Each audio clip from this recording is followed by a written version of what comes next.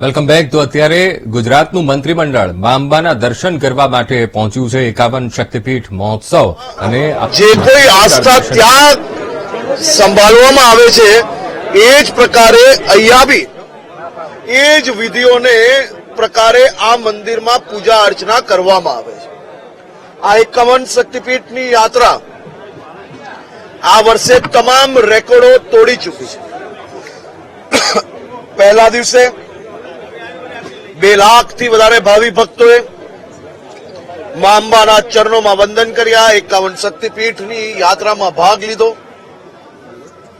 બીજા દિવસે 2.5 લાખ, કાલે 2,61,000 લોકો, આજે 3 લાખથી વધારે લોકો આ યાત્રામાં ભાગ લેશે. આજે મુખ્યમંત્રી શ્રી જોડે ગુજરાત વિધાનસભાના સૌ ધારાસભ્યો જ્યારે અંબાજી આવ્યા છે, અલગ અલગ ધારાસભ્યો, અલગ અલગ મંત્રીઓ એ આ 51 શક્તિપીઠના અલગ અલગ મંદિરો પર જઈને પૂજા અર્ચના અને વિધિ કરશે અને રાત્રે લાખો દીવાઓથી માં અંબાની આરતીમાં ભાગ લેશે. મારી ગુજરાતની સૌ જનતાને વિનંતી છે, 51 શક્તિપીઠની યાત્રા એ અદભુત અવસર છે. આખા વર્ષ દરમિયાન તમે જ્યારે અંબાજી માતા, અંબાજી આવો, માં અંબાના દર્શન કરવા માટે, ત્યારે જરૂરથી ગબ્બર ખાતે તમે તમારા પરિવારજનો જોડે, માતા પિતા જોડે, દીકરા દીકરી જોડે આ 51 શક્તિપીઠની પૂજા અર્ચના કરવા માટે જરૂરથી પધારજો. દરેક પરિવાર માટે 51 શક્તિપીઠના જુદા જુદા મંદિરો સુધી જવું, પહોંચવું એ શક્ય નથી હોતું.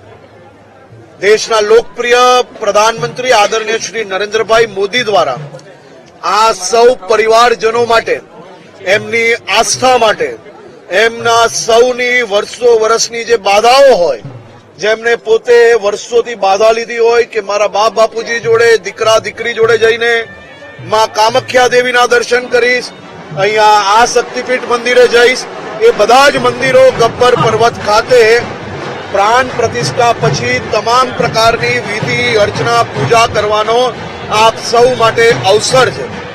આ 51 શક્તિપીઠની યાત્રામાં આજે ગુજરાત વિધાનસભાના ધારાસભ્યો જોડે લાખો લોકો માં અંબાની પૂજા અર્ચના કરશે અને 51 શક્તિપીઠની યાત્રા માટે આજે સૌ ધારાસભ્યશ્રીઓ, મંત્રીઓ ખુદ પગપાલે આ યાત્રાનું પ્રયાણ કરશે.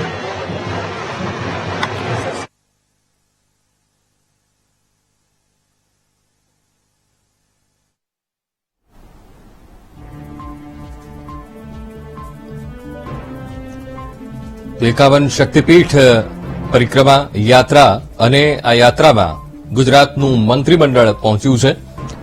તો આ પહેલા ગૃહ રાજ્યમંત્રી હર્ષ સંઘવીએ ખાસ તો માહિતી આપી કે આખું મંત્રીમંડળ અહીંયા આવ્યું છે. તમામ ધારાસભ્યો મા અંબાના દર્શન કરવા માટે પહોંચ્યા છે અને 51 શક્તિપીઠ અહીંયા બનાવવામાં આવ્યા છે અને જે લોકો મૂળ શક્તિપીઠ સુધી ન પહોંચી શકે તે લોકો અહીંયા જ મા અંબાના ધામમાં રહીને 51 શક્તિપીઠમાં કોઈ પણ શક્તિપીઠના દર્શન કરી શકે છે.